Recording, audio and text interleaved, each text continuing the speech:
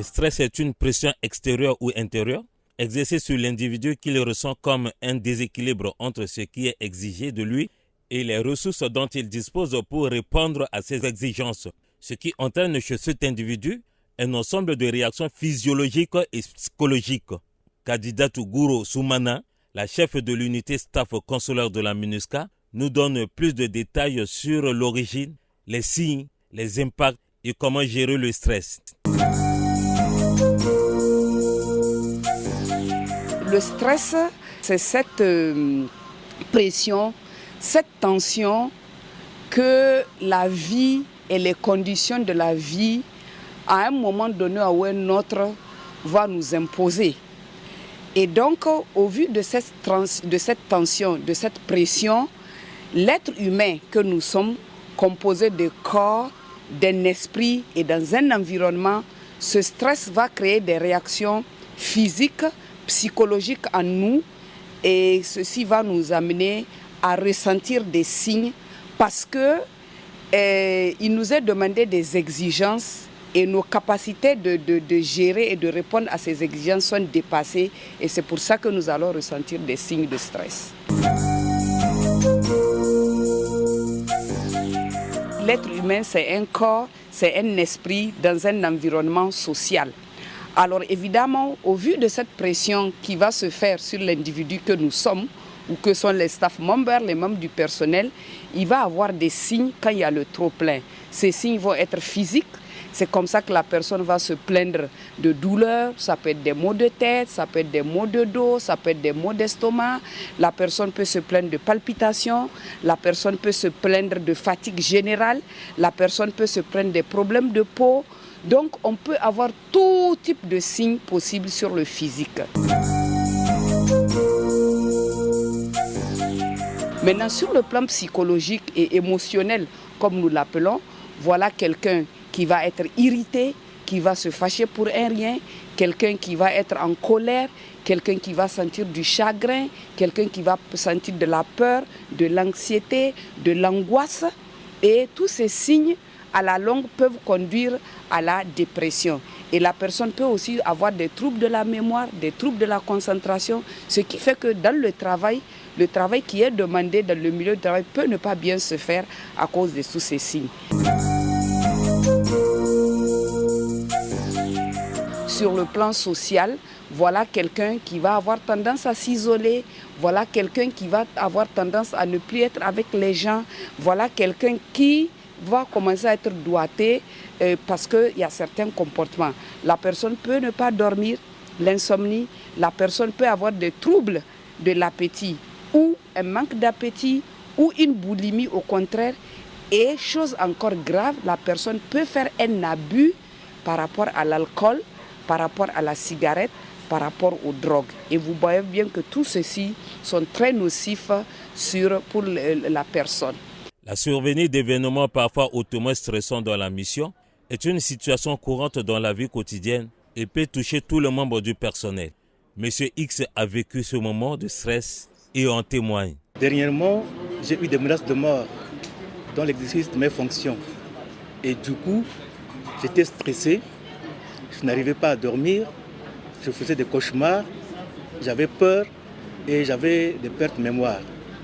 Et le père aidant étant absent, j'ai pris contact avec un staff consulaire qui m'a apporté un appui psychologique. Il m'a aussi orienté vers un psychiatre de l'hôpital général via le médical pour une prise en charge psychothérapie. Dieu merci, maintenant le psychiatre a déclaré que l'état de ma santé mentale est considéré comme stabilisé et que je peux reprendre le travail ailleurs. Mais toutefois avec un suivi psychologique périodique. Et en effet, l'administration a pris acte et m'a affecté ailleurs dans une autre localité pour pouvoir continuer le travail.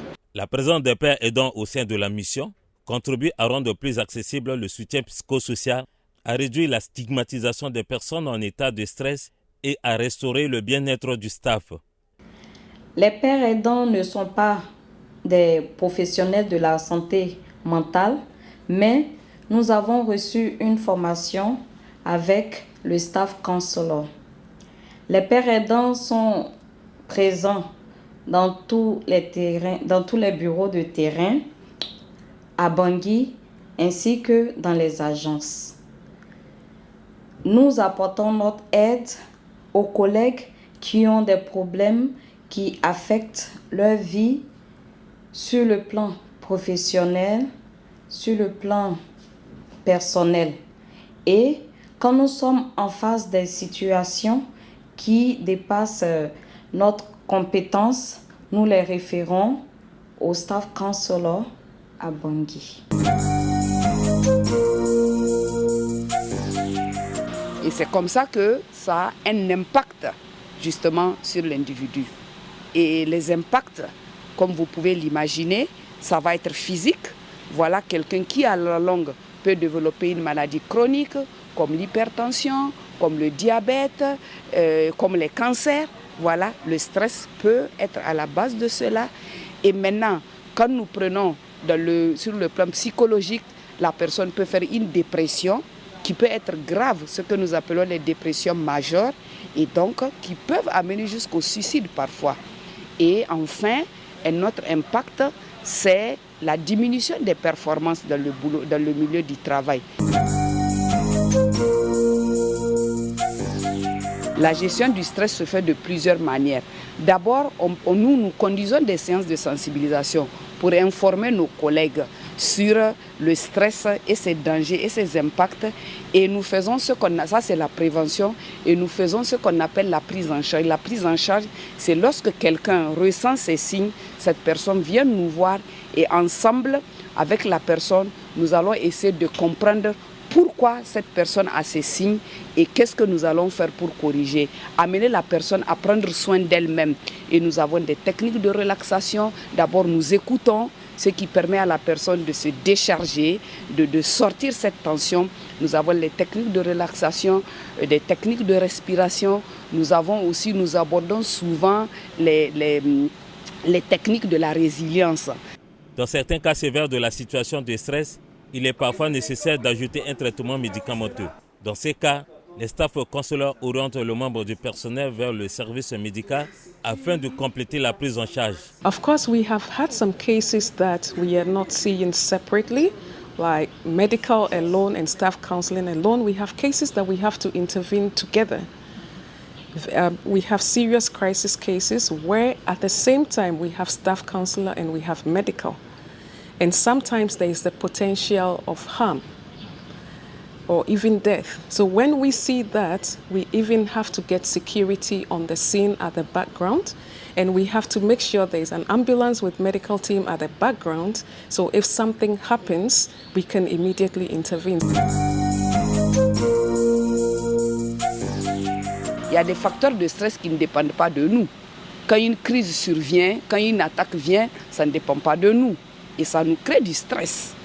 Maintenant, il y a peut-être des éléments de stress qu'on peut éviter. On peut éviter les conflits dans le milieu du travail, par exemple. On peut créer une bonne relation avec nos collègues. Ça fait qu'on peut éviter les facteurs de stress dans le milieu du travail. On peut cultiver les éléments de la tolérance, les éléments de la patience.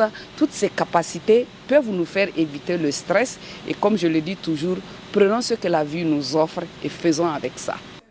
Le stress peut quelquefois avoir des impacts très négatifs sur la santé mentale d'une personne et d'autres problèmes de santé peuvent alors se développer à la suite d'un état de stress. Ce qui montre bien que la santé physique et la santé mentale sont intimement liées. Ce explique bien la collaboration franche entre les staffs consulats et les médecins du service médical.